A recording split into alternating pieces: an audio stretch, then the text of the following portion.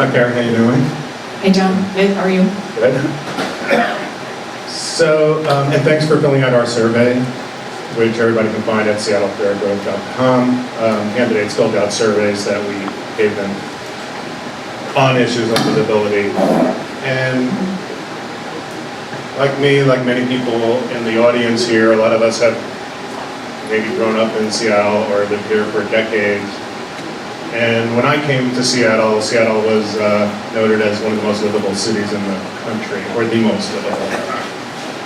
And since that time, I feel, and I think most people recognize that livability has declined significantly. As we've mentioned, housing is unaffordable. I can't imagine trying to buy a house right now.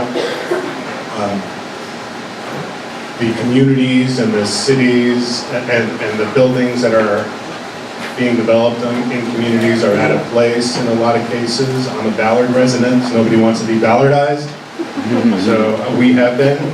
The streets and schools are overcrowded and thousands of people do not have a home tonight. So when you think of livability, what comes to mind for you? And I know you touched on some of these things, but what policies would you institute to make Seattle or keep Seattle livable?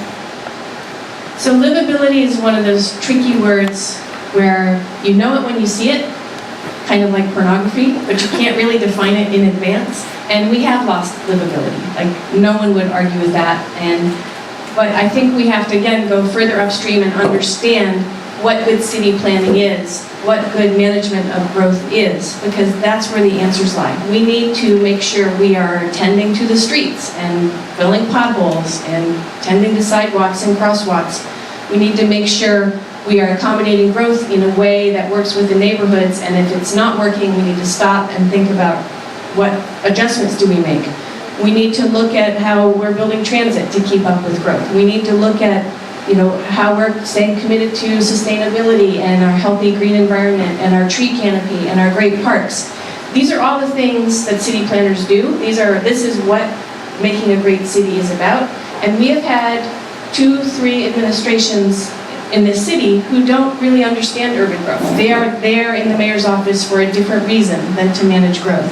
And as an urban planner, as someone who loves the city as much as anybody, I am fully committed to exactly this challenge. How do we get ahead of these challenges? How do we use all the tools of planning and growth management to make sure we are investing in the infrastructure and the schools and the systems we need to be the kind of community that we want to be? And I could not agree more. We are losing our soul. When I see the changes that are happening so quickly and realize everyone's wondering who's in charge, like where are these decisions being made?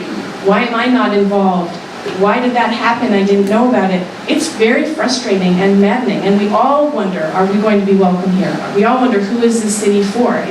Is it for me? And that is exactly the motivation of running for mayor and what the challenges I want to tackle. Okay, so thank you. Referring back to your survey, you said you support the Grand Bargain and Pella, and think it's a good first step. What other steps do you think it should take? For instance, another candidate for city council believes that the fees and that developers are being charged for mandatory housing affordability towards affordability when they're building new construction should be up to 25% instead of the 2 to 9% that the current ordinance is allowing. So how do you? That's probably a couple of questions there. So I think Pala was based on the premise that the only people who can build affordable housing are the for-profit developers. And that's, first of all, the wrong place to start. We should be building a lot more public and non-profit affordable housing, because tying our growth of affordable housing to growth of nonprofit or for-profit luxury housing doesn't make any sense, and it's just such a limited tool. It's never going to get us to where we need to be. So maybe it's a good thing. It was a good thing, I think, to help developers be part of the solution, but they're not the only solution. We need to get a lot more money into the Housing Trust Fund and into the nonprofit housing providers, whether it's through philanthropy or other means, but we've got to be increasing the production of nonprofit affordable housing fourfold from what we're doing right now. We need to stop the speculation that's contributing to price escalation, or we'll never catch up to this problem, as I talked about a little bit before. And we need to look at impact fees, and I would like to adjust the ratio of how much money developers pay into a fund to make it more attractive for them to build the affordable housing on site, because I don't think the amount they're paying into the fund is going far enough, so we need to increase that, because that would also incentivize them to build more on site, which is a good thing. And then I think we need to look carefully at what is wrong with our zoning, our land use code, that is building these four-packs and the big blocky 5-story apartment buildings that you call, the Ballardization of the neighborhood. We have got to make other models of housing more attractive to developers to build. There are row houses, there are backyard cottages, there are duplexes. There's a lot of ways to increase density and accommodate growth in neighborhoods that are a lot more pleasant and aesthetically pleasing and fit in with the character of neighborhoods. And our zoning code has created this problem, and it can solve it. One quick question. Time's up. One quick question that's kind of yes or no. Are you looking for those types of housing and different types of housing that you mentioned in single-family zones or in urban villages? Maybe both. It kind of depends on the neighborhood. I don't want to make a blanket statement because each neighborhood is different. Thank you very much.